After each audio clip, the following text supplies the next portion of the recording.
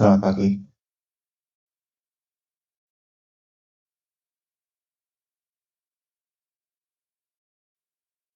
Tak tutor yang kayak apa? Mm-mm. Lebih dijelasin ke kayak mekanisme yang kayak komunikasi orang tadi nanya. Mm-mm. Pengen materi Bu Nunung atau Pak Agung dulu? Bu Nunung. Pak Agung juga nggak apa. Bu Nunung.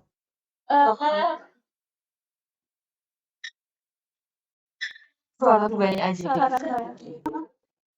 Pengen Pak Agung atau Bu Nunung dulu?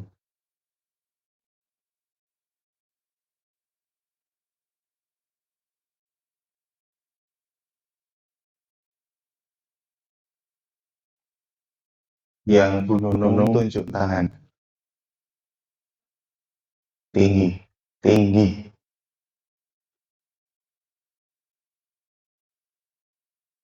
Yang Pak Agung. Ya udah Bu Nunung.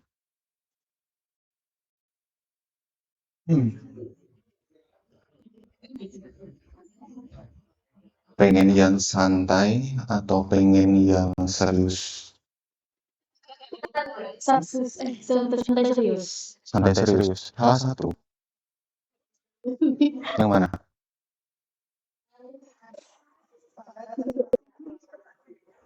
Mau santai atau mau serius?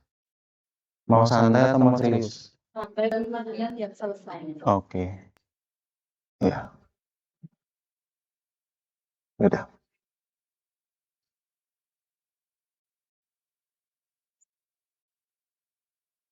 Ya, selamat pagi semuanya. Ya, itu sengaja ya, teman-teman itu bukan aslinya. Takut nggak ada dia gitu? Takut ya? Agak takut gitu ya? Iya, nggak apa-apa. Itu memang service untuk kalian ya, yang di pagi hari ini ya, biar nggak kelongan. Tapi aku sangat senang ya kalian bersemangat di pagi hari ini mau datang tutor. Keren banget. Ya, tepuk tangan dulu lah, tepuk tangan. Biar kelihatan dari suaranya gitu loh, ya. Oke, jadi teman-teman, kita hari ini akan belajar fakol, ya kan? Nah, tapi tak fokuskan di materi Bu Nunung dulu ya, gitu. Ya, saya udah tahu alasanmu apa, dalam hatimu apa, yang tunjuk tangan pas Bu Nunung apa, aku juga udah tahu. Ya, saya sudah menduga. Jadi, nanti kita akan bahas pelan-pelan, dan Pak Agung juga, oh, aku mau tanya nih, kita hanya sekitar 2 jam. Ini materinya perlu penitik beratan, titik berat di Bu Nunung atau titik berat di Pak Agung, atau mau bener-bener separuh gitu.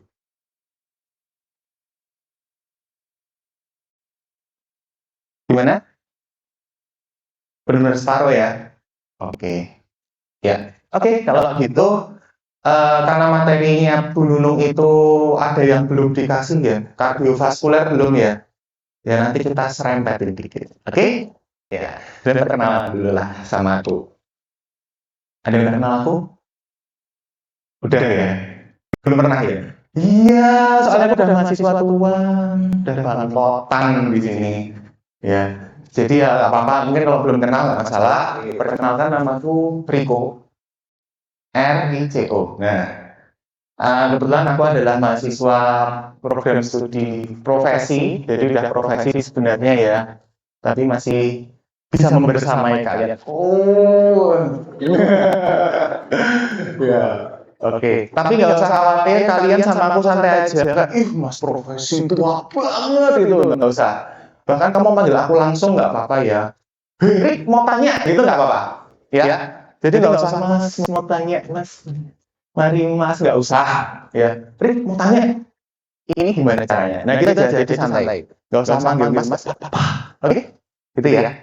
Tapi ya, kalau katingannya semono, sekeplak, weh. Ya, jadi sama aku nggak apa-apa santai aja ya.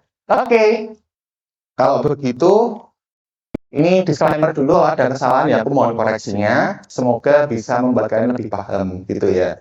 Karena ya semoga bisa paham aja ya. Oke, sekarang kita ke materi sistem saraf pusat dulu. Sambil lihat gunung dulu, iya.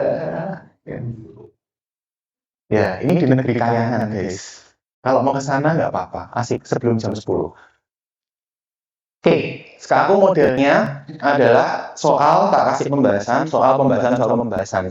Dan kebetulan soal tahun lalu dari angkatan 221 itu kok nggak ada soalnya. Jadi ini aku gunakan soal dari angkatan 20 ya.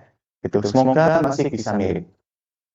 Sekarang teman-teman, jadi kalau ion yang terlibat dalam penghantaran impuls syaraf sepanjang akson. Nah, jadi gini teman-teman, sebelum aku masuk, ada spidol nggak Besti? Nah, kalian tak kasih notes, ini catatan materi Bu Nunung, kalau kamu bisa ini, apal ini, butiran debu, yuk. Ya, ion di tubuh itu ada apa aja? Ada Na, terus K, apalagi? Ca, apalagi? Cl. Kok udah tahu? Oke, prinsipnya adalah kalau kamu bertemu dengan ion Na, itu untuk kontraksi, oke?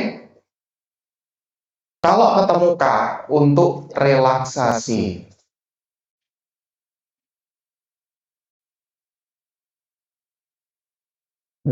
Oh ya. Kalau Ca untuk kontraksi, untuk Cl relaksasi. Oke? 4 ini udah paling dulu. Ya.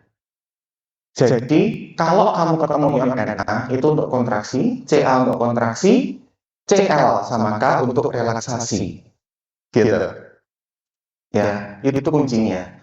Sekarang, yuk, mumpung masih pagi, biar apal juga. Karena ini basic banget gitu loh. Nanti untuk target-target obat itu nanti akan ke sana semua arahnya.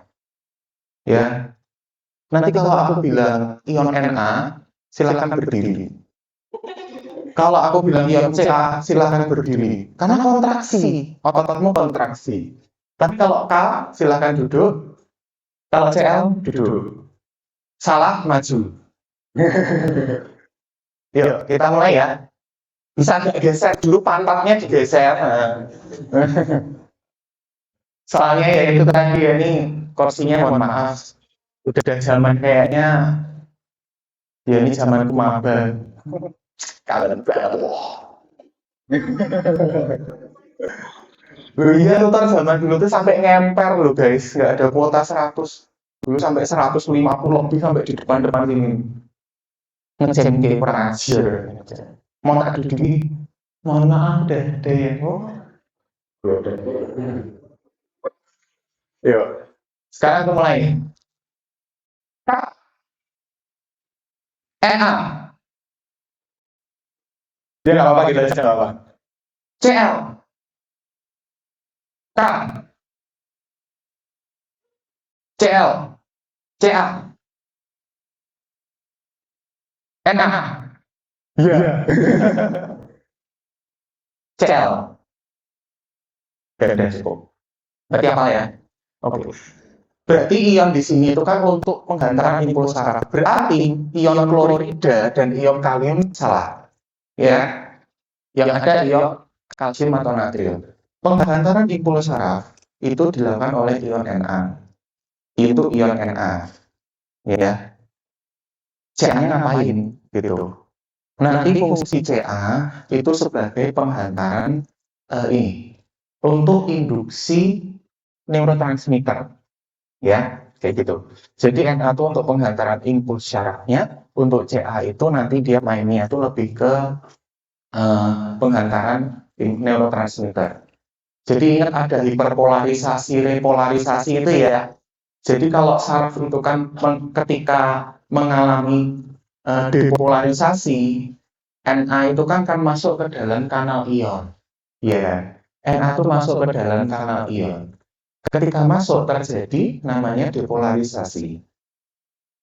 Setelah terjadi depolarisasi, nanti ion itu akan semakin lama akan mengalami namanya hiperpolarisasi. Hiperpolarisasi ditandai dengan kalium itu masuk, sehingga terjadi penghambatan impuls syaraf. Gitu ya. Habis itu makanya terjadi impuls saraf. Nah, sehingga di sini itu yang menjadi ion Na itu akan menghantarkan impuls saraf. Jadi ini tuh ceritanya karena ini kan dia kan buka Na-nya masuk, ya kan? Na-nya masuk, tutup. Kayak gini, tutup, tutup, tutup. Nanti kalau sudah misalnya Na-nya udah masuk, buka. Gitu. Kalau udah masuk, tutup. Na ini buka, Na-nya masuk, tutup. Ini buka, Na-nya masuk, tutup. Kayak gitu terus. Di sepanjang saraf gitu. Itu seperti itu. Ya, jadi penghantaran impuls saraf itu oleh ion Na. Gitu ya. Nah, di sini adalah salah satu cara untuk mengurangi ketersediaan neurotransmitter di sinaps. Oke. Sekarang gini, mungkin di Bu Nunung nggak ada, tapi gini. Saraf kita itu ada dua macam, teman-teman.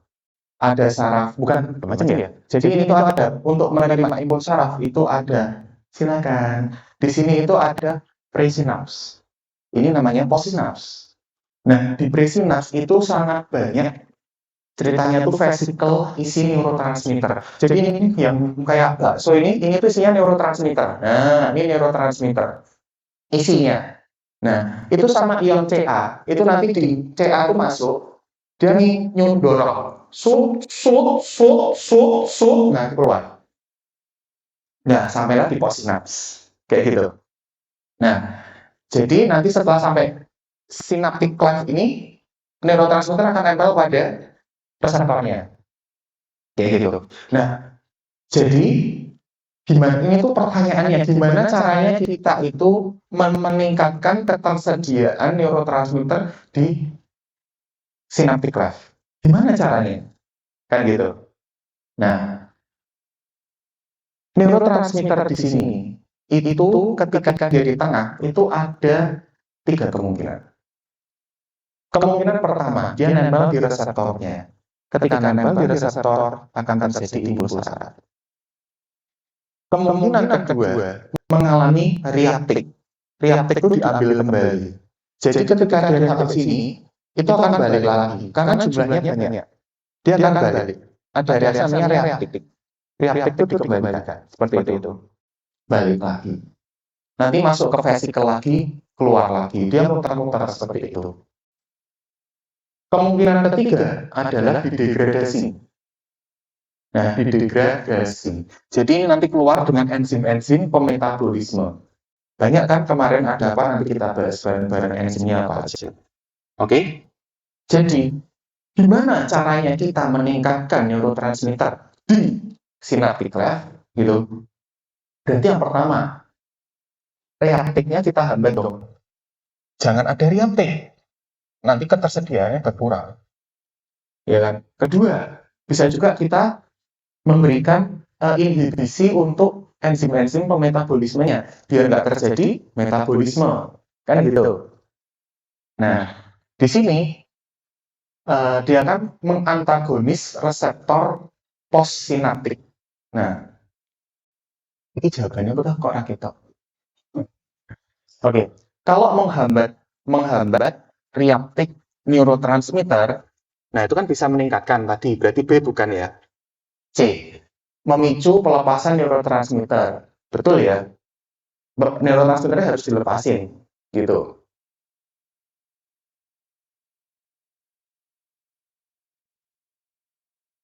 Antagonis reseptor postsinaptik. Oke. Mengantagonis reseptor postsinaptik. Jadi, gini, antagonis reseptor postsinaptik itu gini. Di postsinapsis kan ada reseptor, ya kan? Reseptornya itu ceritanya itu dihambat, gitu, dihambat. Kalau reseptornya itu dihambat, otomatis kan ini nggak bisa nempel ke sini, ya kan? Kalau dia nggak bisa menempel di sini, otomatis kan masih banyak tuh di sini nanti, kayak gitu. Dan yang terakhir ada mengaktifasi autoreseptor. Mengaktifasi autoreseptor. Inilah yang akan mengurangi. Ya, autoreseptor yang dimaksud itu begini teman-teman, tak ceritain. Autoreseptor itu adalah ketika nanti neurotransmitter di sini itu sudah terlalu banyak.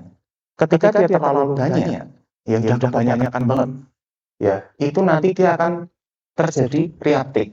Reuptake-nya itulah yang disebut sebagai autoreseptor. Jadi nanti neurotransmitter itu sendirilah yang akan menghentikan pelepasan dirinya. Paham nggak? Enggak. Nah, jadi seperti ini maksudnya. Di reseptor di bagian presinaps itu ada sebuah reseptor. Reseptor yang namanya reseptor, biar gampang ya, untuk reuptake. Reseptor untuk reuptake. Jadi reseptornya itu, ketika ini nanti neurotransmitter, itu kan nempel di sini bisa. Tapi bisa juga nempel di reseptor reuptake tadi. Ketika neurotransmitter itu nempel di reseptor reuptake tadi itu, maka reseptor reuptake akan terbuka dan neurotransmitter di sini pada balik ke sana. Nah, kayak gitu. Jadi yang mengaktifasi impuls syaraf itu ya neurotransmitter itu sendiri. Ya, kayak gitu. Itu namanya autoreseptor. Paham nggak? Paham? Paham ya? Oke. Jawabannya yang di. Nah, sekarang aku main dulu ke obat sedatif hipnotik. Nah, jadi reseptor GABA. Oh iya, ini sekarang tak tambahin lagi, tak tambahin CTT. Nah, maaf biasanya kaprok, masih next biasanya gitu. Karena pakai ini kan agak gimana gitu ya. Yuk, neurotransmitter kita tuh ada apa aja? Sebutkan yuk. Asetilkolin,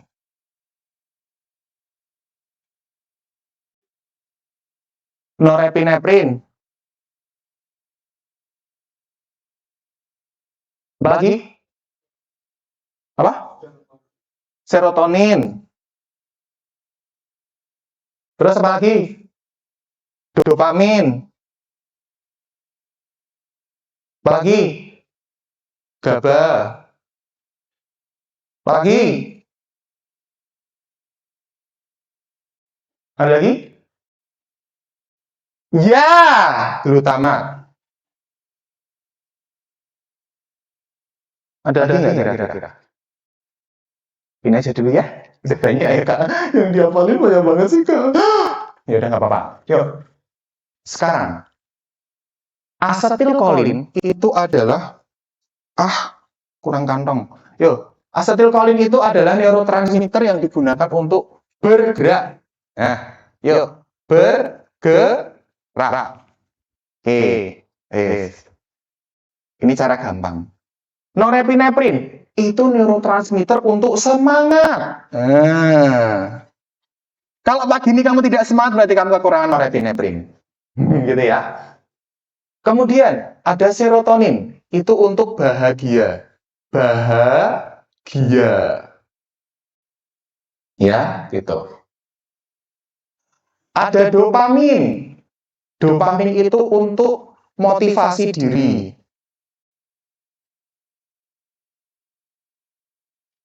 Ya. Terus GABA itu untuk rileks. Nah, untuk rileks. Glutama untuk kontraksi. Ya, udah, hafal ini aja. Bermodalkan berapa itu? 1, 2, 3, 4, 5, 6, 7, 8, 9, 10. 10 ini, wes gunung gampang. Berarti selesai tutornya. Ya, kenapa demikian? Nggak jelasin. Ketika orang itu kekurangan asetilkolin, akan sulit bergerak. Contoh penyakitnya apa? Myasthenia gravis. Ya kan? Orang kalau kelebihan norepinefrin, jadi terlalu bersemangat, penyakitnya autis. Orang kekurangan norepinefrin, nggak semangat, itu contoh dari gejala depresi. Serotonin itu bahagia, gitu. Kalau kekurangan, depresi. Ya. Kalau kelebihan namanya mania.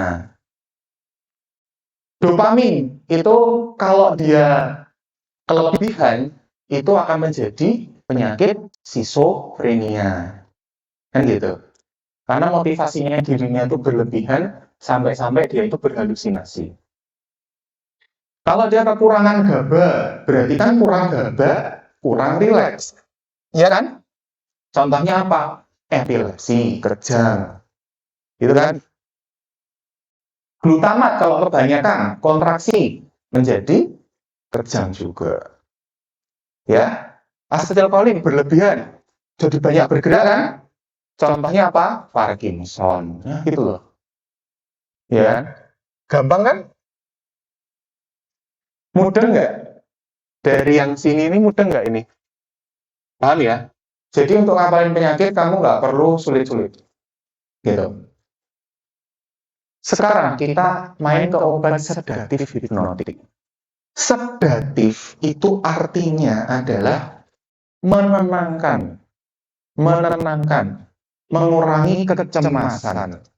Gitu. Yang kamu katanya bahasa sana tuh, gua tuh anxiety banget. Nah itu bisa diberikan sedatif. Hipnotik menidurkan kayak gitu.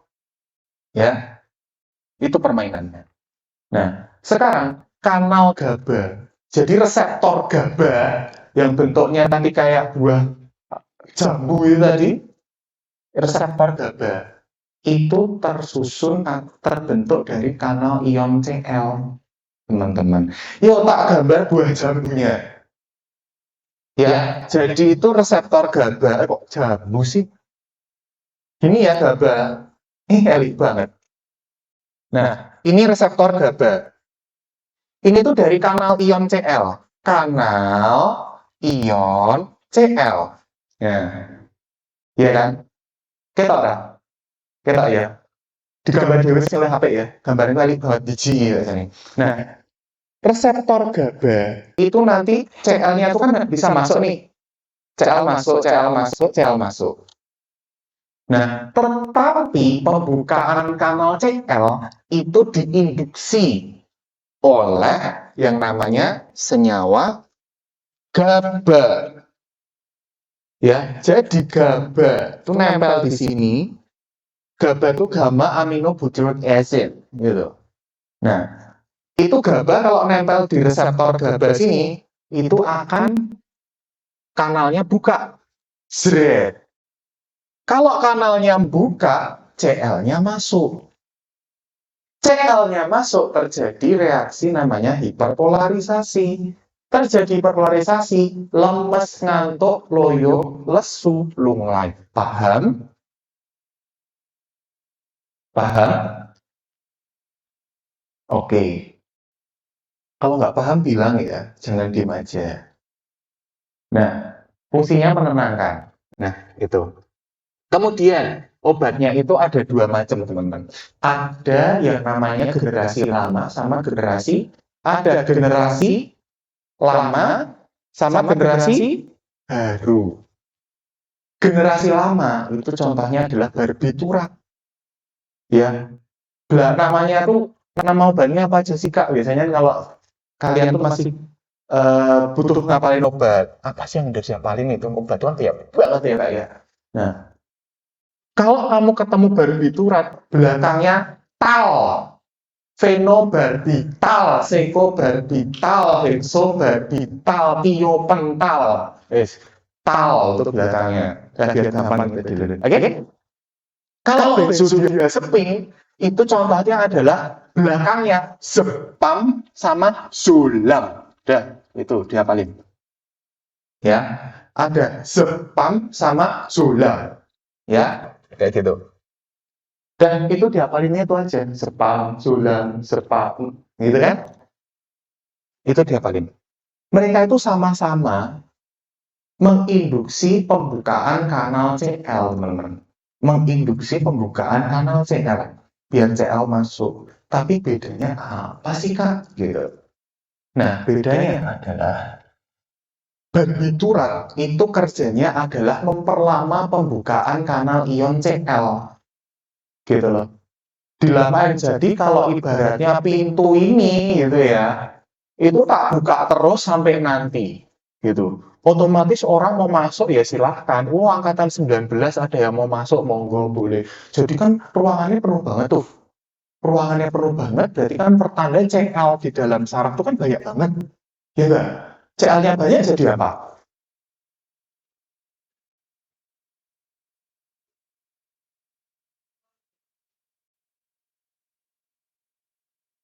Jadi rileks ya. Tapi masalahnya kebanyakan CL rileks banget. Jadinya apa? Mokat gitu. Meninggoy gitu. Karena kebanyakan CL. Jadi makanya besok kalau kamu praktikum Varex tuh ada nanti kanal ion, berapa? Kanal ion yang nanti pakai bunuh mencitnya itu nanti salahnya pakai phenobarbital, tiopental gitu. Itu buat bunuh. Karena apa? Dibuka celnya, bus masuk semua celnya. Berbeda dengan benzodiazepin yang dimana dia itu meningkatkan frekuensi pembukaan kanal ion CL. Jadi buka, tutup, kayak gitu. Kayak Malioboro, gitu ya. Jadi kalau kamu ingat Malioboro, ingatlah diazepam. Gitu.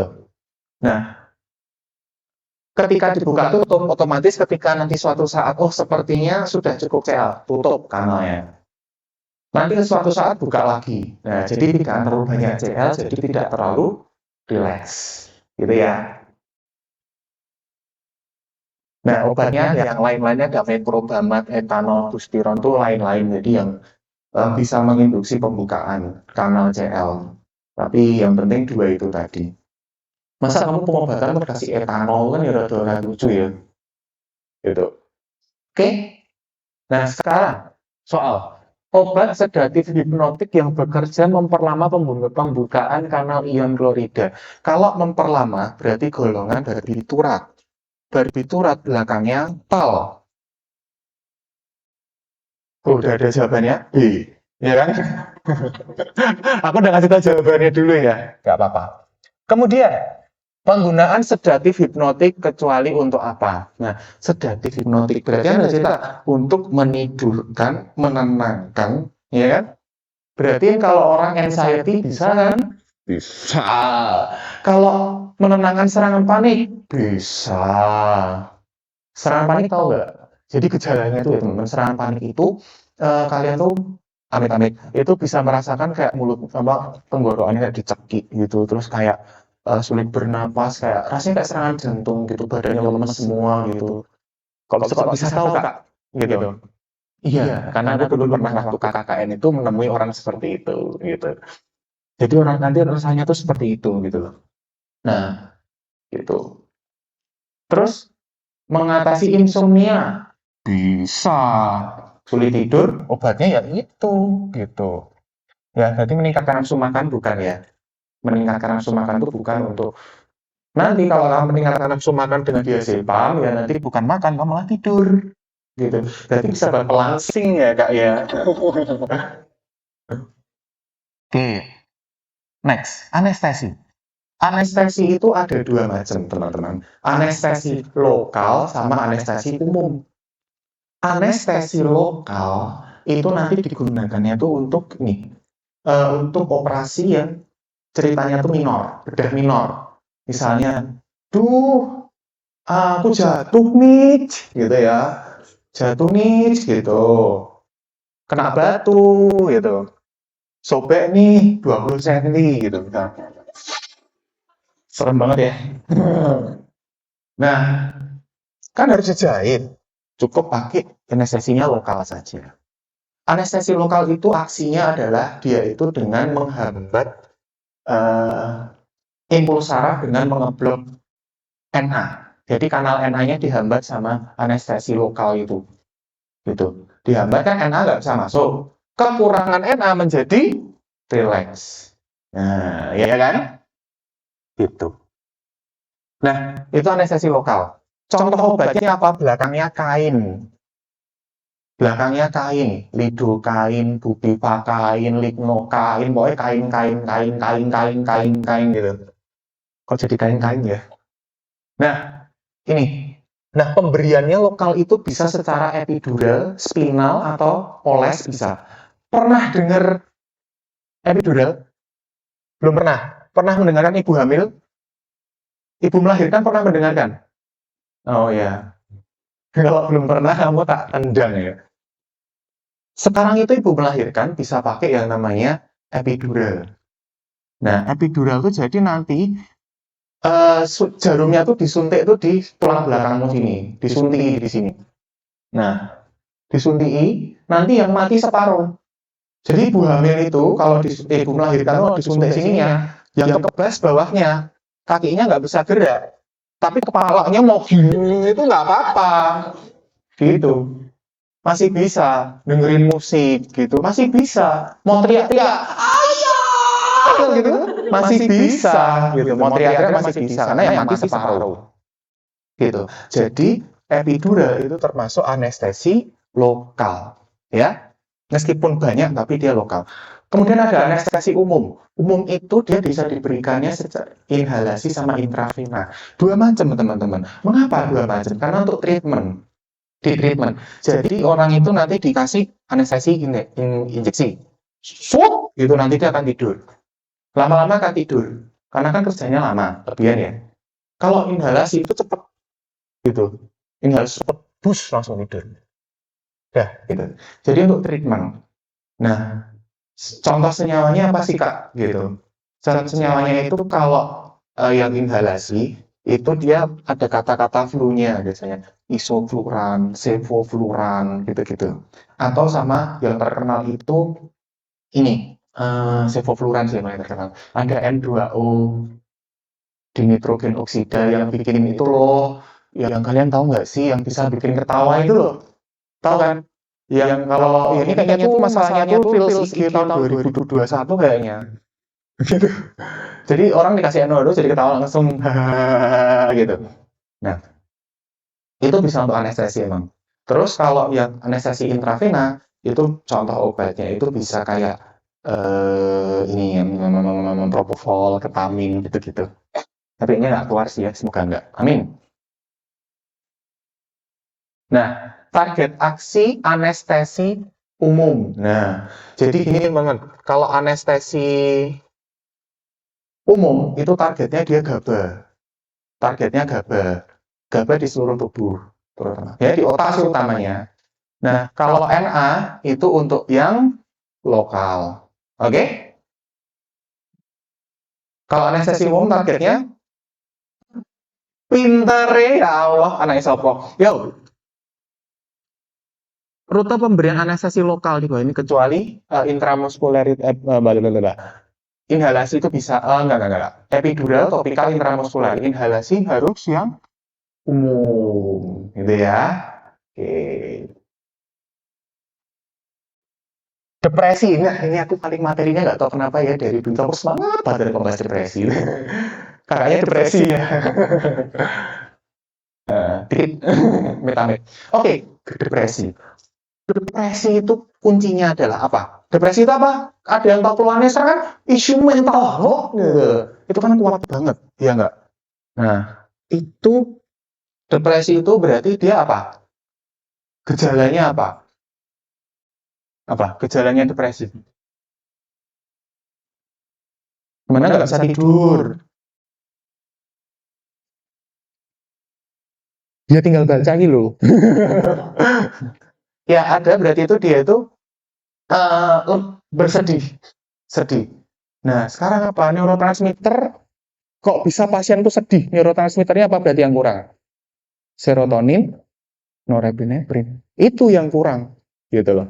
Makanya obat-obat yang nanti untuk depresi itu yang nanti mainnya meningkatkan norepinefrin dan serotonin. Obatnya nanti itu. Jadi kamu paham penyakitnya apa, obatnya gampang, gitu. Nah, jadi itu gini teman-teman, orang depresi itu kan harusnya ada serotonin itu sampai ke sini kan, gitu. Tapi yang jadi masalah adalah dia itu ini neurotransmitternya tuh direuptake semua. Nggak semua banget sih ya, tapi itu menjadi ketersediaan neurotransmitter di sini tuh masih sedikit nih loh. Jadi sedikit kan. Awalnya segini, tapi dia jadi segini. Nah, kalau pasien mengalami yang seperti ini, terjadi namanya depresi. Makanya tadi kan aku bilang, gimana caranya kita meningkatkan ketersediaan neurotransmitter di saraf, gitu kan? Nah, itu salah satunya nanti obatnya adalah dengan cara meriaptik obatnya, diriaptik, menghambat riaptiknya. Jadi neurotransmitternya kalau riaptiknya dihambat, dia akan terisi lagi, atau bisa juga kita dengan memberikan yang namanya agonis, gitu ya, diberikan agonis. Jadi suatu senyawa yang menyerupai serotonin atau norepinefrin itu juga bisa, gitu. Oke? Nah, obatnya apa sih, gitu ya? Ini di PPTU nggak ada, tapi tak jelaskan dari based on PPT Gunung tak mixing. Jadi ada obat namanya antidepresan trisiklik. Kok bisa trisiklik? Kamu nanti cari aja ya. Nanti waktu malam-malam jam 10 jamnya overthinking itu kamu cari structure of amitriptyline ngono ki. Kok bisa trisiklik ya gitu. Nah, karena apa? Dia ada 3 siklik di situ. Jadi dimor. Nah, dia itu aksinya adalah dengan cara menghambat reaptik serotonin dan norepinefrin tapi kurang selektif. Nah, karena kurang selektif maka efek sampingnya banyak. Ya, mekanisme aksinya berarti adalah menghambat reaptik serotonin dan norepinefrin secara kurang selektif. Maka efek sampingnya banyak. Apa aja tuh efek sampingnya? Efek sampingnya itu dia bisa berupa ini bibirnya kering, hipotensi, ngantuk, gitu-gitu. Banyak. Jadi makanya sekarang itu penggunaannya sudah mulai dikurangi, teman. Mulai dilepas sama dokter. Nah, obatnya apa contohnya? Belakangnya ada praming sama tilin. Dah itu aja. Nanti ada amitriptilin, nortriptilin, terus ada desipraming, imipraming, komipraming. Pokoknya itu. Gampang ya ngapalin obatnya ya. Itu trisiklik. Terus kemudian itu ada yang mana? Heterosiklik. Heterosiklik itu seperti trisiklik sama. Sama, mekanismenya tuh persis sama. Tapi efek sampingnya sudah lebih berkurang. Gitu. Ya. Heterosiklik itu gimana sih Kak? Jadi heterosiklik itu kan kayak antidepresan trisiklik, tapi dia cincinnya ada 4. Ada tetrasiklik. Gitu. Jadi ini makrotilin ini dia tetrasiklik, tapi dia masuknya heterosiklik. Gitu. Nggak dimasukin ke trisiklik karena cincinnya 4. Oke? Oke. Kemudian ada selective serotonin reuptake inhibitor. Jadi serotonin yang harusnya itu dia tuh direuptake ke sini, ya, dia tuh nggak dibalikin, tapi diterusin. Nah, kalau serotoninnya itu tinggi, jadinya bahagia. Kayak gitu. Nah, kemudian obatnya belakangnya biasanya setin, tapi agak banyak variannya. Yang dipakai di Indonesia itu kita pakainya fluoxetine. Fluoxetine, terus ada sertralin, itu yang paling banyak dipakai. Gitu. Terus di sini tuh ada monoamin oksidase inhibitor. Jadi gini, ada hipotesis depresi itu mengatakan bilang gini, orang depresi itu karena kekurangan amina di dalam tubuhnya. Kekurangan amina. Amina itu yang dimaksud ya neurotransmitter ini.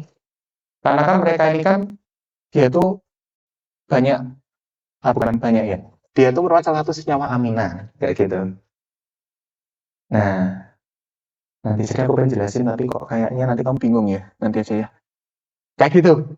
Itu aminanya ditingkatkan ketersediaannya, gitu. Aminanya itu ditingkatkan, otomatis kan orang jadi lebih bahagia, kan gitu. Oke? Obatnya ada cuma 2, phenelsin sama tranisilpromine.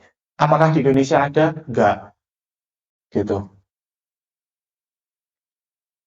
Itu jam berapa? Jam 9.44. Oke. Berarti masih kira lama juga ya. Oke. Sekarang, gangguan depresi dikarakterisir dengan gejala dua ini kecuali nafsu makan hilang, iya, tertekan, iya, gangguan tidur, iya, halusinasi. Halusinasi itu schizophrenia. Oke? Nanti tak jelasin di belakang, ada santai. Kemudian ada neurotransmitter yang kekurangan pada gangguan depresi adalah pinter. Nggak sia-sia aku ngoceh sama 1 jam di sini. Yuk. Antidepresan yang bekerja menghambat reuptake serotonin secara selektif. Fluoxetine, pinter. Ya, ini pramin kan trisiklik. Ya toh? Bupropion sama venlafaxine itu kan yang heterosiklik. Oke? Sampai sejauh ini kira-kira mudeng apa ora? Lebih paham nggak? Lebih paham. Oke. Yang sini, apakah masih ada yang bingung? Ya udah nggak apa-apa, mencerna pelan-pelan. Sekarang kita ke gangguan jiwa. Yo, jiwa.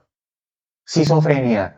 Schizophrenia itu teman-teman, itu disebabkan karena kelebihan hormon dopamin di mesolimbik dan kekurangan dopamin di mesokortis. Jadi mesokortis ini, nah ini jalurnya tuh mesokortis tuh ini.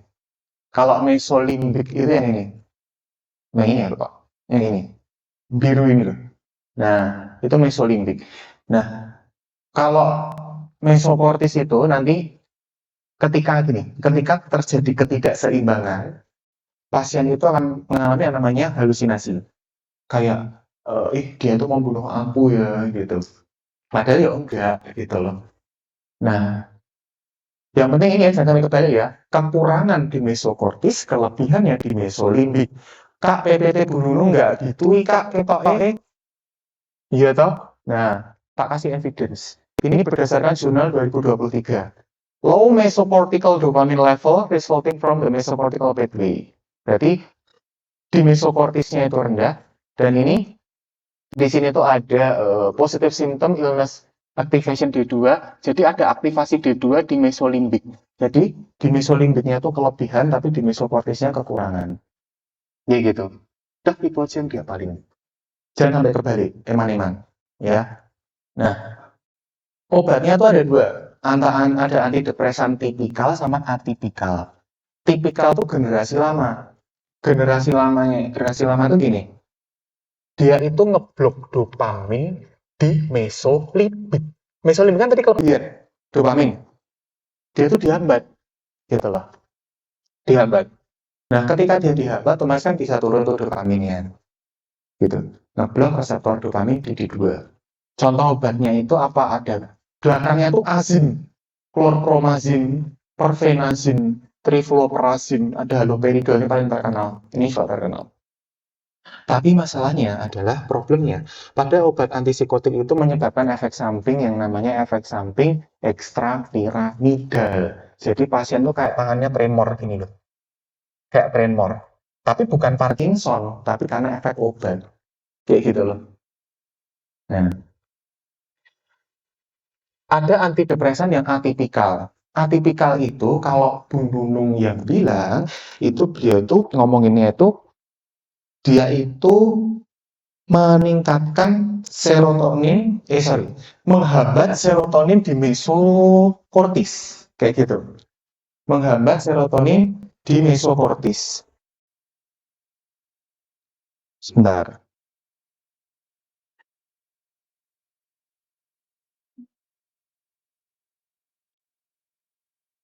Yakin dong di depan ada urusan nggak?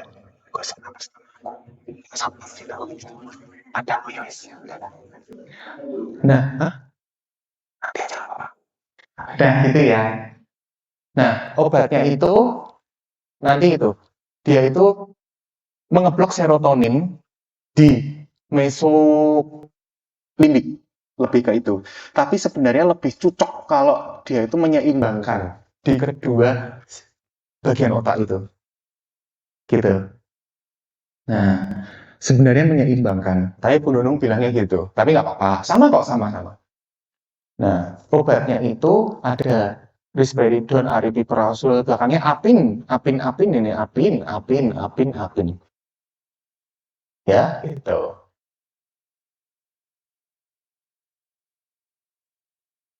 Soalnya ini, mekanisme antipsikotik generasi pertama. Kalau generasi pertama, itu dia adalah antagonis. Dia kan gini, dia kan menghambat reseptor dopamin kan. Menghambat berarti dia kan mengantagonis reseptor dopamin. Jawabannya E. Tapi kalau yang di 11 antipsikotik atipikal, itu nanti kerjanya adalah yang ini. Mengeblok reseptor dopamin di mesolimbik dan reseptor serotonin di mesokortis. Karena gini, karena kalau yang di mesolimbik itu kan dia kan dopaminnya kelebihan kan. Nah, kalau di mesokortis itu kebalik. Jadi kalau serotoninnya itu kebalikan gitu loh. Jadi kalau schizofrenia itu kekurangan dopamin di mesokortis, tetapi kelebihan serotonin di mesokortis. Gitu loh. Nah, berarti kelebihan dopamin di mesolimbik, kekurangan serotonin di mesolimbik. Kayak gitu. Nah, makanya yang di sini itu dia kan dopamin di mesolimbik ditekan, serotonin di mesokortis juga ditekan. Mudah enggak? Mudah? Atau aku kecepatan? Yang merasa aku kecepatan, angkat tangannya gini aja. Yang kecepatan gini aja. Gini aja. Gak usah gini aja. Atau garuk-garuk rambut juga boleh. Pura-pura, yuk. Pura-pura garuk-garuk rambut. Nah, itu bilang kecepatan. Oh ya, oke. Dah, ya. Kan nggak malu ya. Gitu. Oke. Tapi sampai sini paham? Paham ya? Masih bisa ngikuti? Oke. Nah, efek ekstrapiramidal yang efek tremor tadi itu disebabkan karena gangguan di jalur nigrostriatal pathway. Nigrostriatal pathway. Oke? Itu jalurnya otak. Itu, yang ini loh. Nah, ini. Oke? Sekarang kita ke opioid. Minum dulu. Tapi udah sampai ya tadi ya? Dititipin satpam. Enggak, Mas. Dia katanya masih di sana. Masih nunggu di sana.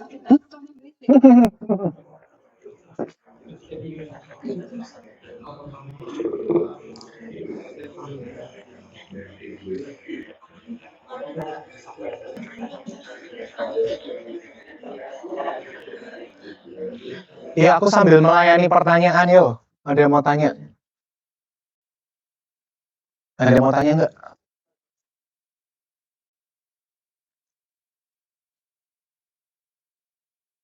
Gimana? Bingung nggak, guys? Aman. Bingung? Enggak.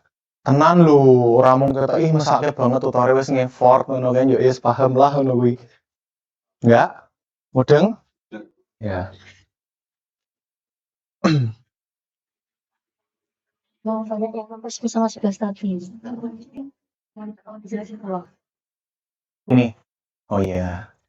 Yo, mati loh ya. Yo tak jelasin ulang yang nomor ini. Mekanisme aksi antipsikotik generasi pertama. Mekanisme antipsikotik generasi pertama itu kan aksinya dia itu bertindak sebagai ngeblok dopamin gitu. Tapi yang menjadi masalah adalah kalau orang skizofrenia itu kan dopaminnya kelebihan di mesolimbik kan. Berarti logikanya antipsikotik generasi pertama itu kan dia ngeblok dopamin di mesolimbik begitu, Besti. Ya. Nah, gitu ya. Yang D, antagonisme kuat reseptor dopamin. Karena gini teman-teman, antipsikotik generasi pertama itu hanya fokus nurunkan dopamin. Tidak ada urusan sama serotonin. Karena dia masih generasi lama. Gitu. Ya. Jadi, jawabannya yang D, bukan yang C. Gitu. Urusannya pokoknya fokus aja ke dopamin. Tidak ada urusan sama serotonin. Gitu ya. Berbeda dengan antipsikotik atipikal yang dimana dia kerjanya itu bisa dua aksi. mesokortis bisa, mesolimbik bisa. Kayak gitu. Paham? Nah, gitu loh. Tenang. Ada lagi? Yuk lanjut dulu. Ya, moga-moga masih cukup di materinya Pak Agung ya. Amin. Amin. Yuk, kita analgezik opioid. Ini sedikit banget, beberapa minum cuma 2 halaman. Iya kan? Aku ngerti, wis tak delok ngene to ya. Nah, aktivasi jadi gini. Obat opioid itu mengaktifasi reseptor opioid di ini subtipenya itu ada mu, kappa, delta. Mu, kappa, delta. Kappa, delta, mu.